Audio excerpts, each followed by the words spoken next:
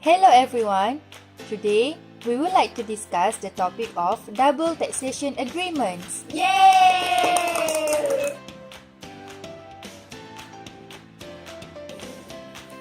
In double taxation agreement, first we have the objective of treaty agreement. The first objective is to facilitate world trade. With the existence of double taxation agreement, the scope of taxation is much clearer, certain and without confusion. The second objective is promoting technology transfer. Double taxation agreement would accord a lower tax rate on royalty or technical payment to transfer technology and scientific knowledge. And the third one is prevention of tax avoidance and evasion. This would involve international audit on the multinational company. How to seek treaty protection? The governing principle of a treaty is to avoid the possibility of double taxation on the same income. In the treaty agreement, there consists various articles defining the scope of treaty, which include: first, the person and entities to which it applies; second, the taxes covered; third, the territories to which the treaty extends. Next is double taxation relief. Double taxation relief can be determined by reference to the country of residence or home country in three ways.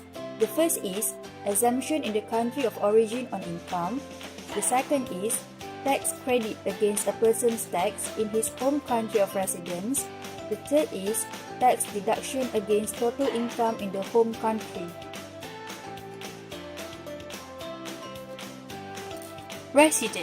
Resident article is the most important provision in the double taxation treaty because, first, it determines the person who can claim the benefit of the treaty. Second, income allocation is according to the resident of taxpayer. And the third, reduced withholding tax rate are only available to residents of the other contracting country. Permanent establishment. In the double taxation agreements between Malaysia and treaty countries, the permanent establishment concept is employed to resolve the issue. When a foreign enterprise carrying business through permanent establishment in Malaysia, the profits earned would be taxable in Malaysia. However, if the foreign enterprise does not establish permanent establishment in Malaysia, the business profit may be exempted from taxation in Malaysia.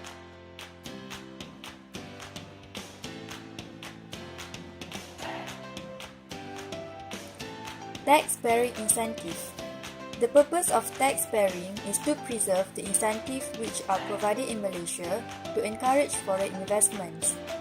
With tax-bearing, foreign investors will benefit from the sacrifice of Malaysian tax foregone and not attributable to the treasury of foreign country.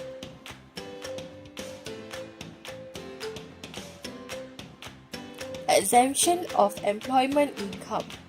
Subject to paragraph 22, the income of an individual from an employment exercised by him in Malaysia, subsection 1, for a period or periods which together do not exceed 60 days in the basis year of year assessment, or subsection 2, for a continuous period which not exceeding 60 days which overlap the basis year for two successive year assessment, or subsection 3, for a continuous period not exceeding 60 days which overlap the basis years for two successive year assessments, and for a period or periods which together that the continuous period do not exceed 60 days.